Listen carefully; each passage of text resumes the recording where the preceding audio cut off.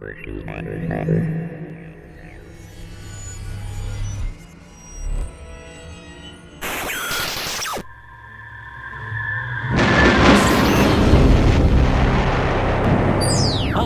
I'm JD, and this week on NASA Now, we'll take a look at NASA's Operation IceBridge, the largest airborne survey of the Earth's polar ice.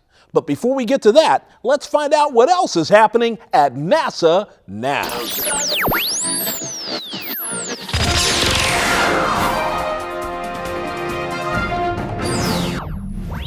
Nearly a month after the thrilling Epoxy spacecraft flyby mission, scientists continue to learn more about the comet Hartley 2. NASA scientists say the initial images from the flyby are providing new information about the comet's volume and the material spewing from its surface. A NASA analysis of satellite data quantified for the first time the amount of multi-year sea ice lost from the Arctic through melt. Using a suite of satellite data, scientists at NASA's Jet Propulsion Laboratory were able to show that between 1993 and 2009, over 1,400 cubic kilometers, that's 336 cubic miles of ice, was lost. Now let's take a look back to the past. January 13, 2003, NASA launches IceSat into polar orbit. Its mission to provide critical data needed to determine the mass of ice sheets, as well as the makeup of stratospheric clouds that are common over polar areas. It gathers information about the Greenland and Antarctic ice sheets, and also provides topographic and vegetation data for around the globe. Operation IceBridge uses airborne instruments to map the Arctic and Antarctic areas once a year. Here to provide us with an overview of the project is Dr. Michael Studinger, project scientist for Operation IceBridge.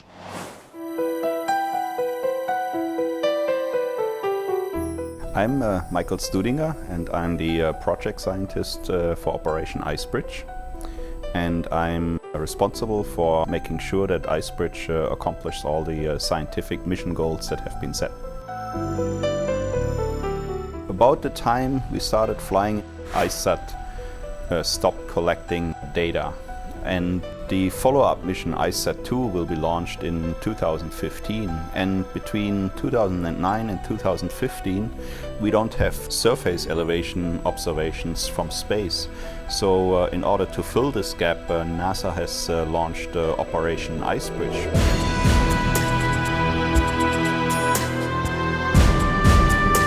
The polar ice caps are changing rapidly at the moment. And in order to understand this change, we have to go there and measure the change in the elevation and the volume in the ice from year to year.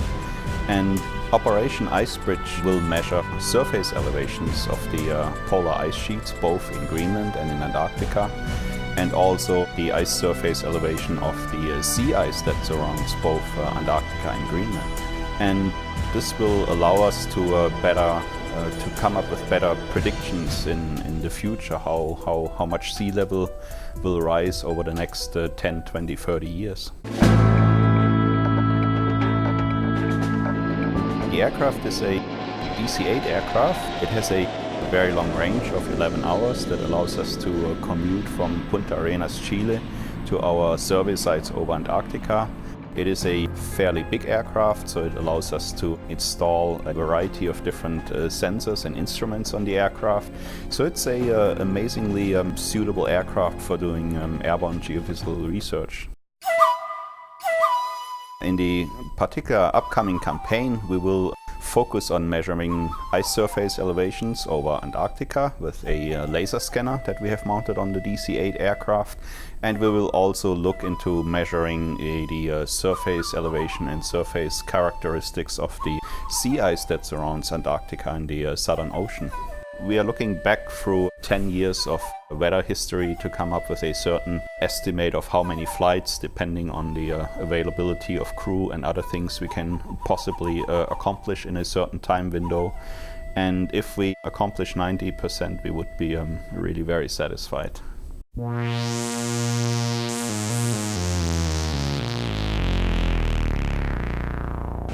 Did you know NASA's DC-8 is a 157-foot-long airborne laboratory that can hold many instruments? The DC-8 is the largest aircraft in NASA's airborne science fleet. Now let's check out what's up!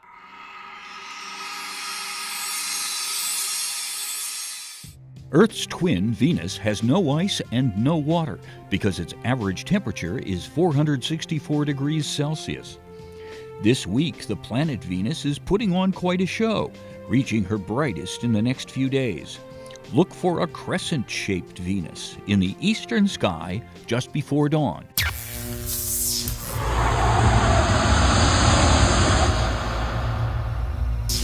Today we learned why studying Earth's ice is important to our understanding about climate change and its effect on humans. Now it's your turn to put what you've learned to use. Check out these resources and activities on the NASA Explorer School's virtual campus. This week, you and your teammates will use real NASA satellite data to look at the relationship between polar ice and the Earth's energy budget. You'll also conduct a hands-on experiment to determine the differences between floating ice and land ice, and to learn how each can affect changes in sea level. Information about these activities, plus links to related resources, are available on the NASA Explorer School's virtual campus. Well, that's it for NASA Now. Be sure to tune in next week when we'll take a closer look at slime and the history of life on our planet. We'll see you next time on NASA Now.